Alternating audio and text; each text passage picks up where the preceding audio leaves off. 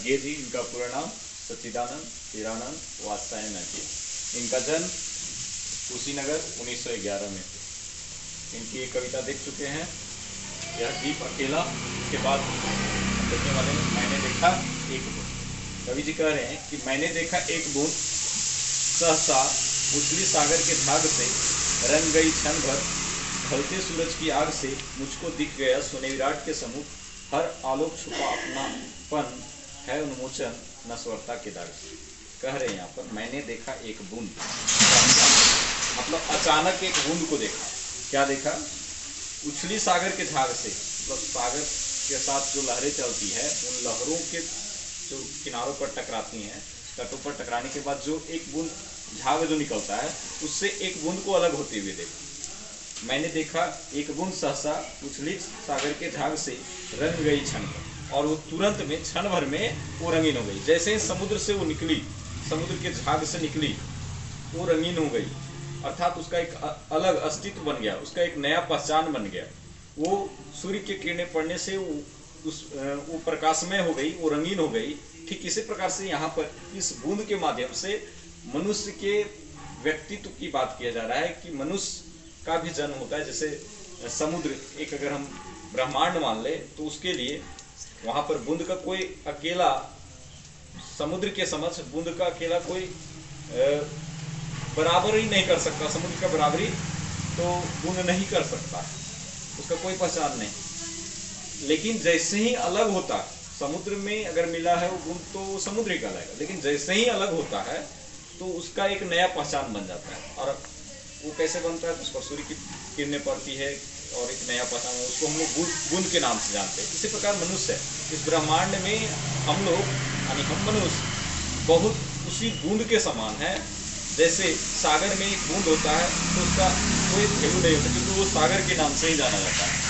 लेकिन जैसे ही अलग होता है सागर से वो बूंद, तो बूंद कहलाता है और उसका नष्ट होना श्योर है, लेकिन एक अलग छाप, एक अलग अपना पहचान बना के समाप्त होता है, बूंद कहलाता है। उसी प्रकार मनुष्य है कि मनुष्य इस ब्रह्मांड में जन्म लेता है, लेकिन अगर वो सभी के जैसा एक ही जैसा काम करता है तो उसका एक नया पहचान नहीं बन पाता। जैसे ही मनुष्य उन समुदाय से हटकर, अन्य लोगों से हटकर कुछ काम करता है, वैसे एक नया पहचान बन जाता है।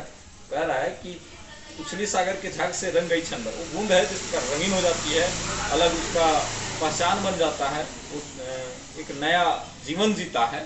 उसी प्रकार मनुष्य है, जन्म लेने के बाद यहाँ पर तमाम प्रकार की क्रियाकलाप करता है, तमाम प्रकार के समस्याओं को झेलता है और रंगीन जीवन जीता है, मस्ती वाला जीवन भी जीता है अपने जिंदगी में।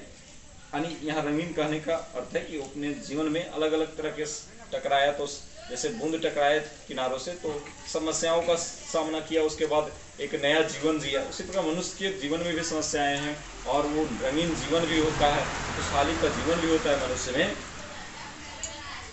और वो ढलते सूरज की आग से, जो बूंद था वो ढलते सूरज की आग से रंगीन हो गया। मतलब मनुष्य जब अलग हुआ, मतलब समाज एक समुदाय से, जो भीड़ है, भीड़ से अलग जब हुआ तो एक नया पहचान बन गया। और जैसे कवि जी को बूंद अलग होने पर मुझको दिख गया सोने विराट के सम्मुख, हर आलोक छुपा अपनापन।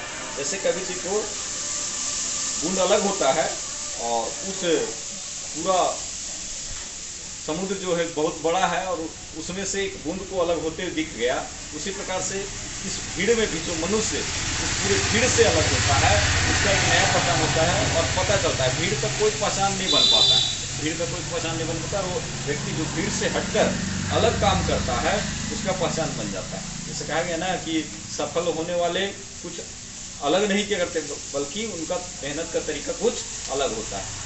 इस संदर्भ में और भी बातें कहा गया है कि भीड़ में तो हमेशा भेड़िया चलता है, शेर हमेशा अकेला चलता है, तो शेर का पहचान बन पाता है, भेड़ का कोई वैसा पहचान नहीं बन पाता है।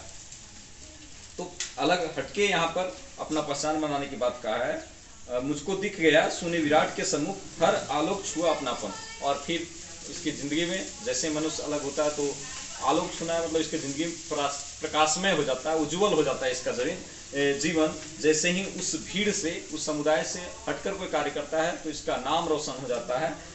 और है उन्मोचन, मतलब इसका मुक्ति हो जाता है उन्मोचन नश्वरता के दाग से। और ये तो तय है कि जिसका जन्म हुआ है उसका नाश होना श्योर है, उसका अंत होना श्योर है, लेकिन जब नई पहचान बना जाता है तो उसका नाश होना भी सफल हो जाता है। यानी अगर आप पहचान बना के आपका डेथ होता है तो आपका जीवन भी सफल हो जाता है। ऐसा कहते हैं ना, जो शहीद होते हैं उनका जीवन सफल हो जाता है। तो कुल मिला के यही बात है, जो पहचान अलग बना के मोक्ष की प्राप्ति करते हैं, मतलब मृत्यु को प्राप्त करते हैं, उनका जीवन भी सफल हो जाता है। यानी इस दाग से, यानी जीवन में क्यों आए थे, क्या के लिए आए थे, ये उनका बात नहीं रह जाता है कि क्यों आए इसका पता नहीं, जीवन में आए, खाए पिए और मर गए।